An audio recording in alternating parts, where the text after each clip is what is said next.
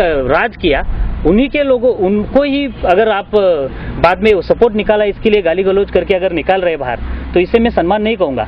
दूसरी बात, आप बोल रहे हैं कि पार्टी बड़ी होनी चाहिए, पार्टी का कैंडिडेट बड़ा होना चाहिए। दिस डजंट रियली मैटर, क्योंकि आप हमें क्या चाहिए, पब्लिक जो पूरी बैठी उन्हें क्या चाहिए? सोने का घर नहीं मांगती, ना चांदी का घर मांगती है। उन्हें चाहिए जहाँ अपन रह रहे वो एरिया क्लीन हो, सेफ हो, ट्रांसपोर्टेशन अच्छा हो, बच्चों के लिए अच्छी एजुकेशन हो, बस। और क्या मांगते हैं? भले कोई भी कुर्सी पे बैठा हो। तो 11 बार हमारे पार्टी ने ये प्रूव कर चुके हैं पनवेल में, क्योंकि विरोधक है वो बोलते रहेंगे 11 साल में पनवेल का विकास नहीं हुआ, क्योंकि 11 बार 55 साल से शेतकरी कामगार पक्ष कुर्सी पे बैठा है। लेकिन हर बार चुन के क्यों आते हैं फिर हम लोग?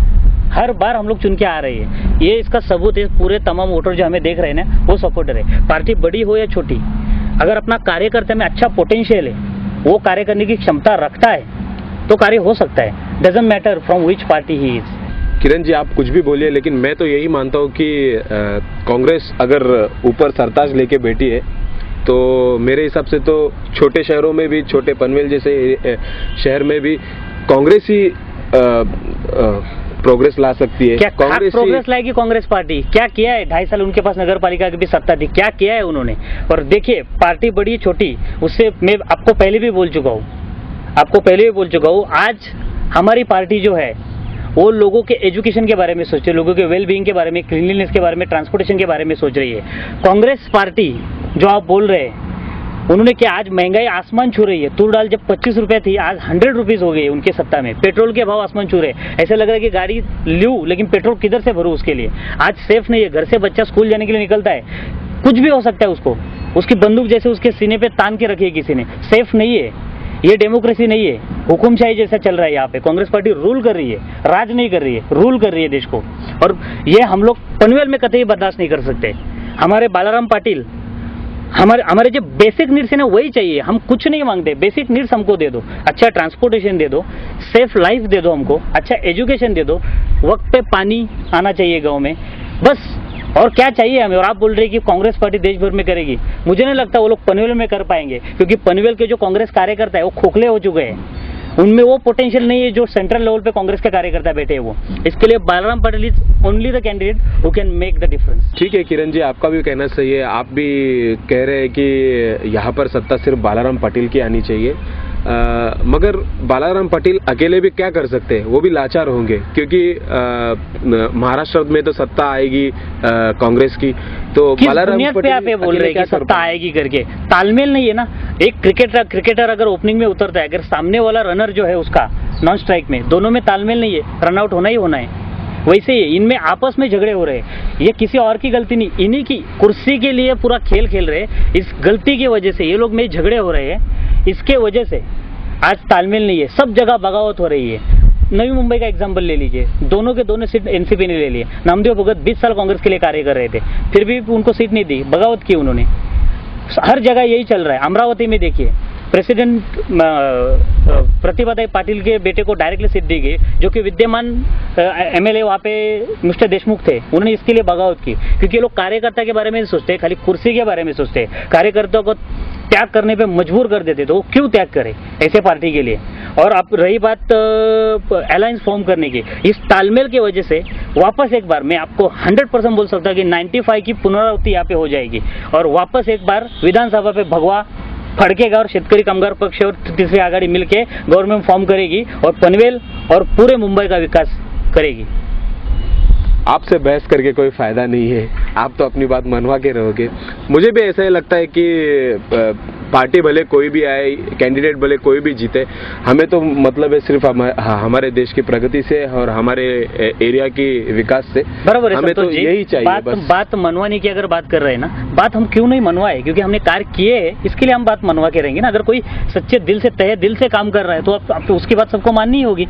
आप अगर बालाराम पाटिल की बात करें, तो उन्होंने जो कार्य झड़पी पे रह के किए, पंचायत समिति लेवल पे किए, वो कोई नहीं कर सकता, क्योंकि इतना प्रेशर ऊपर से रहता है सेंट्रल मिनिस्ट्री, क्योंकि सेंट्रल में गवर्नमेंट कोई और थी, फिर भी उन्होंने कार्य किए। इसके लिए उनको अवार्ड भी मिला गया था, आपको पहले भी बताया, अभी वापस दोहराता हूँ मैं। और तीसरी बात यह है कि अगर वो कोई कार्य नहीं करते, तो आप उनको स्ट्रेट वे क्वेश्चन कर सकते, क्योंकि उसने आपको पैसे दे के वोट खरीदा नहीं है, आपने आपके चॉइस से उनको चुना है। तो आप you have definite right to go and question him straight away and he will be answering you straight back.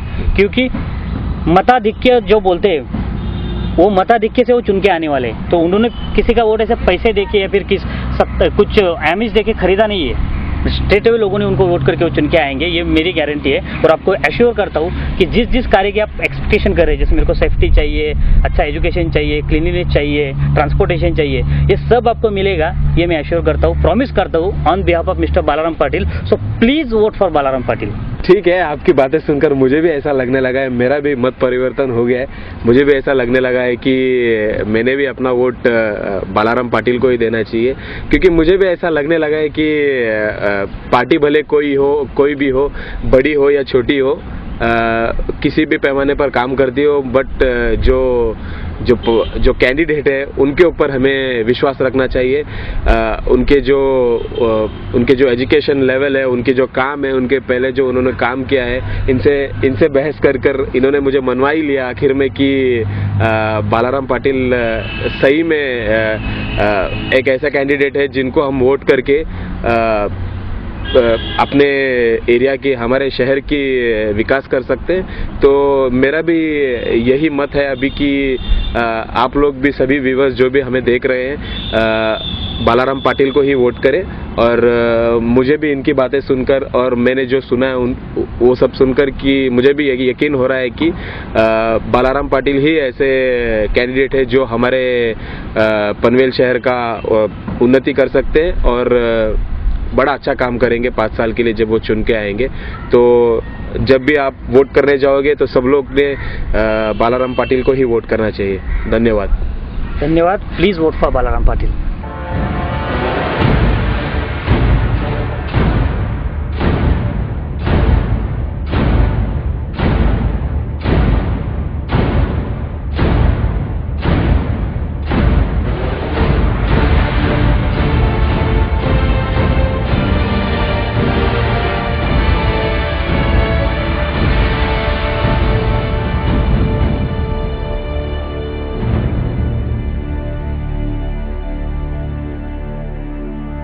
पनवेलचे माजी आमदार दत्तूशेठ पाटील यांच्या राजकीय तालिमीत घडलेलं दूरदृष्टी असलेलं कुशल नेतृत्व म्हणजे बाळाराम पाटील।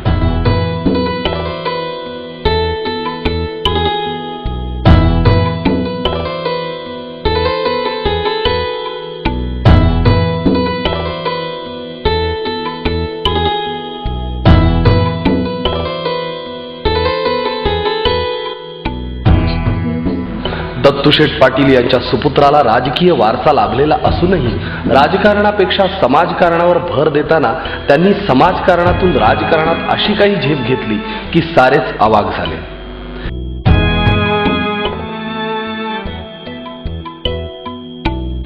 एन विशीत वडील माननीय दत्तूशेठ पाटील यांच्या मार्गदर्शनाखाली राजकीय प्रवास करणाऱ्या बाळाराम पाटील उर्फ बाळूशेठ यांनी आपल्या अवतीभोवती तरुणांची फौज उभी करून जनसेवेच्या व्रतास सुरुवात केली आणि आज तागायत हे व्रत अव्याहतपणे सुरू आहे।